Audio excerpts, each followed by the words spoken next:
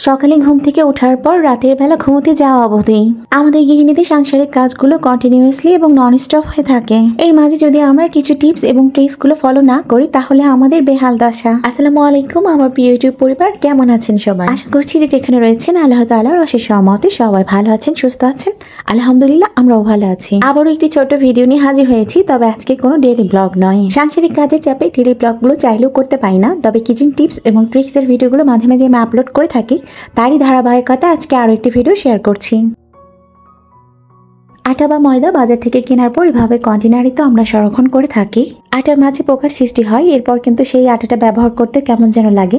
তবে আমরা যখনই কন্টেনারে আটাগুলো সংরক্ষণ করব, কয়েকটা লবঙ্গ এভাবে রেখে দিব, তাহলে আটার মাঝে কিন্তু আর পোকা ধরবে না।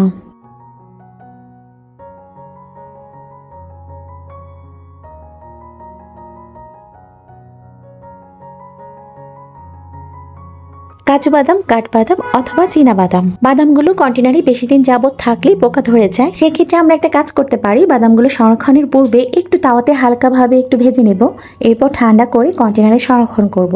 তবে আরো একটি কথা, বাদামগুলো যখন আমরা ভেজে নেব অবশ্যই হালকা আঁচে ভাজবো, তারপর ঠান্ডা করে কন্টেনারে সংরক্ষণ করব। এভাবে রাখলে বাদামগুলো বেশ অনেকদিন যাবত ভালো থাকবে।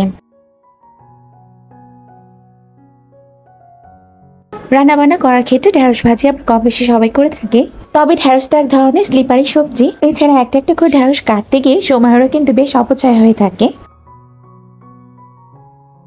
আর এই ক্ষেত্রে আমরা একটা কাজ করতে পারি, একত্রে অনেকগুলো ঢেঁড়স নেওয়ার পরে ঠিক এভাবে রাবার দিয়ে আটকে তারপর ঢেঁড়সগুলোকে কেটে নিতে পারি।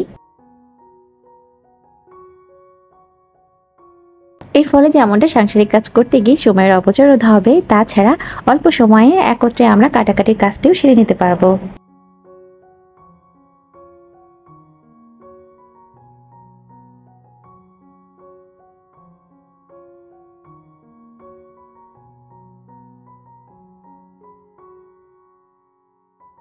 বাসায় আম্মু এক ধরনের ঘরোয়া মশলা তৈরি করছে, তো ভাবলাম সেটা আপনাদের সঙ্গে শেয়ার করি। যারা একটু চটপটি খাবার খেতে ভালোবাসেন তাদের জন্য রেসিপিটি উপকারে আসতে পারে।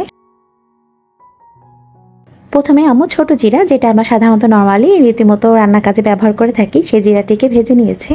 এরপর একটু বড় সাইজের জিরা, যেটা মিষ্টি জিরা নামও হয়তো বা পরিচিতি রয়েছে, সেটাও একটু ভেজে নিয়েছে। তো এগুলোকে এখন একটু একত্রে ব্লেন্ডার করে নেবে। আর এই মিক্সড মশলা নাকি ডিম সিদ্ধ থেকে শুরু করে যে কোনো ধরনের চটপটা খাবারে আপনি একটু মিক্সড করে দিতে পারেন, এতে খাবারের স্বাদটি আরো দ্বিগুণ হবে। তো ভেজে উঠিনেও জিরোগুলো আম্মু তো ব্লেন্ডার করছেন। এর ফাঁকে আমি সেই জিরো চেনার রিকোয়েস্ট আবারও করতে চাই। আজকের এই ছোট কিচেন টিপস এবং ট্রিক্সের উপর তৈরি করা ভিডিওটি যদি আপনাদের একটু ভালো লাগে বা কাজে আসে, অনুরোধ থাকবে ছোট্ট চ্যানেলটিকে সাবস্ক্রাইব করে রাখবেন। এতে আগামীতে আরো কাজ করে আমি অনেক বেশি উৎসাহিত হব। জিরা ভেজে ব্লেন্ডার করা হয়ে গেছে, তবে এর মাঝে কিন্তু আরো কিছু মশলা অ্যাড করা হচ্ছে। যেমনটা এখানে শুকনো মরিচ রয়েছে, তার সঙ্গে পাঁচ ফোড়ন কিছুটা নেওয়া হয়েছে, কালো সরিষা যেটা রয়েছে সেটাও নেওয়া হয়েছে।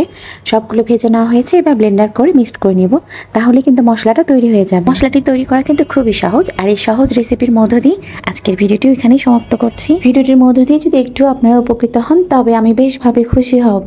আর সেই খুশির মুহূর্তের আশা আজকের মতো এখানেই ভিডিওটি শেষ করছি।